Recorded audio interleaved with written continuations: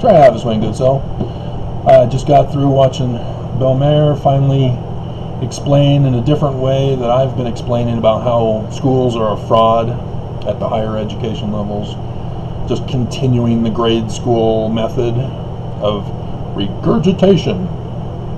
That's what Bill Maher was intending to mean. I'm the one who uses the regurgitation method reason for ridiculousness. When you go to higher education, Bill Maher had it right. You experience on the job, it gives you better experience than staring at a blackboard. They have whiteboards now.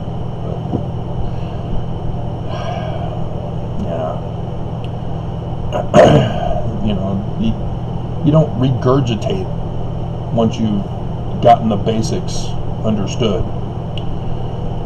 It's now time to put things into application. Start helping communities. That's why when coronavirus hit, that there were hospitals that realized, hey, why don't we just graduate these kids who are already in school if they join in and help do the testing and caring for those who get sick. Brilliant. So all of those people who did that, they got a better education than they would have if they had just continued to stay in the classroom. It's not difficult of a concept, turning your ideas into reality. Sort of like the gospel that Mormonisms no longer follow. Now, if you saw the title of this video, you're going, what does that have to do with Mormons and nuclear bombs?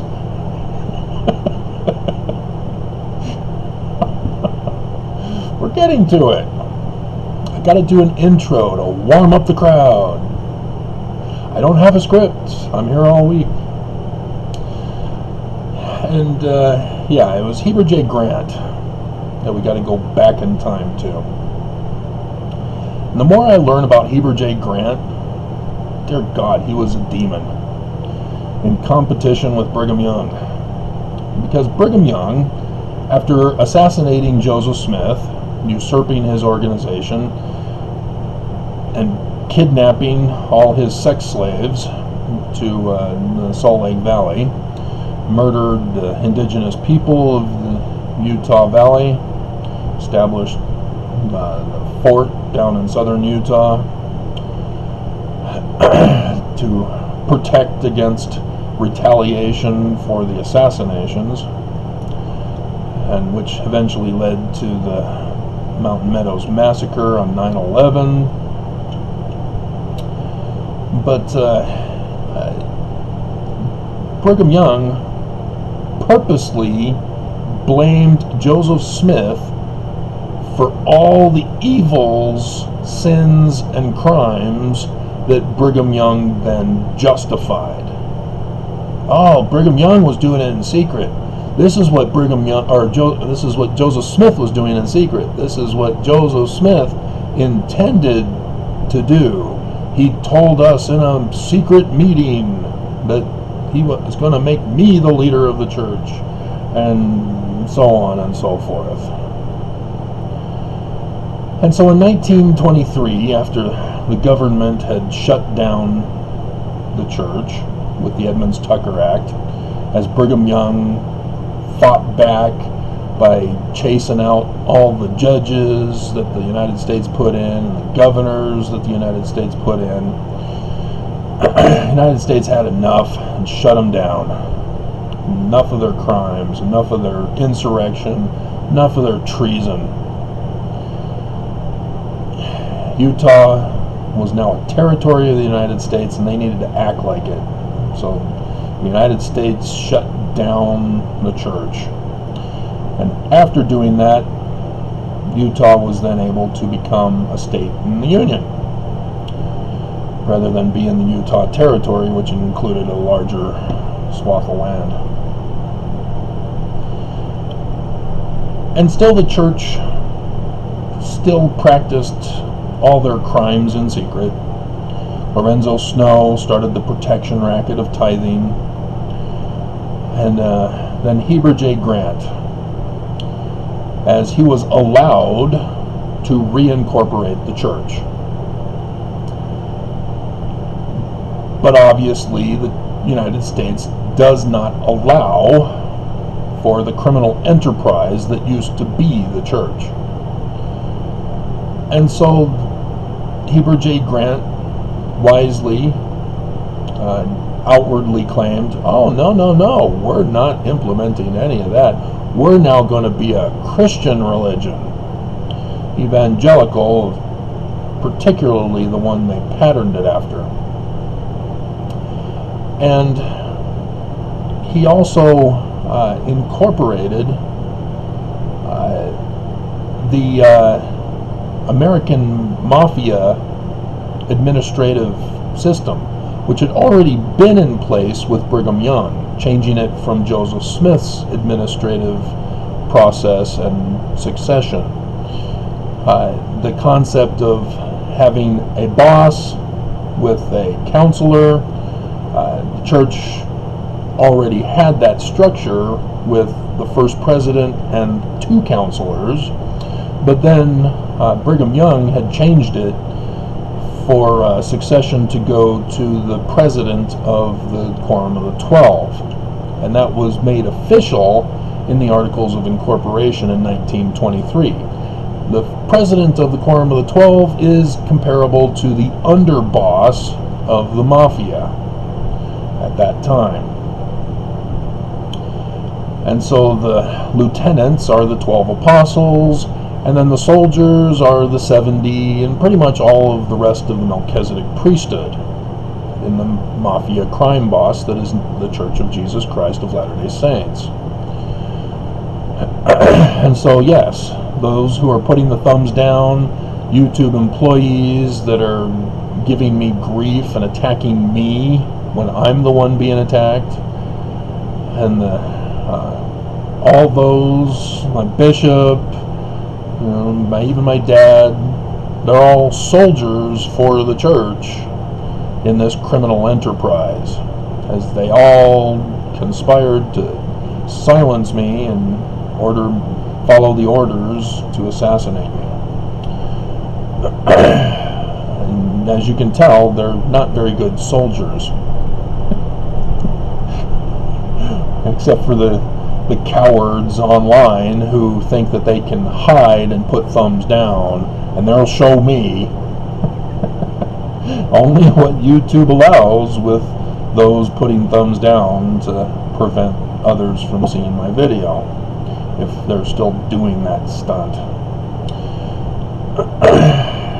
And so it was Heber J. Grant that remained the president of the church into World War I and into World War II.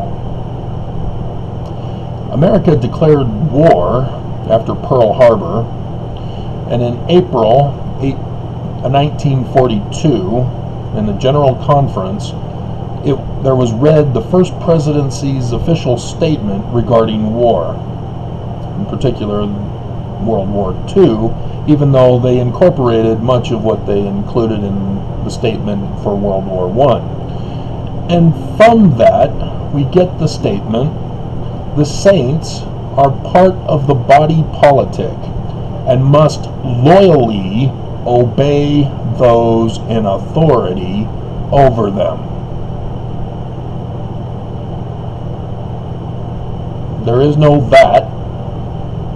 If you saw my video about Benson, don't watch R-rated movies, don't listen to music, don't get pregnant. There's no clarifier here. It's just a blanket statement. You must be loyal to those in authority over you. This has been the church's position. The church leaders are in authority over Mormons. Mormons are required to be loyal. This is why the covenants, the covenant path in the temple, are all centered and focused around being loyal to the church. This is loyalty oaths. The sustaining vote? Yeah, no. There is no vote. They lie to you. It's a loyalty oath.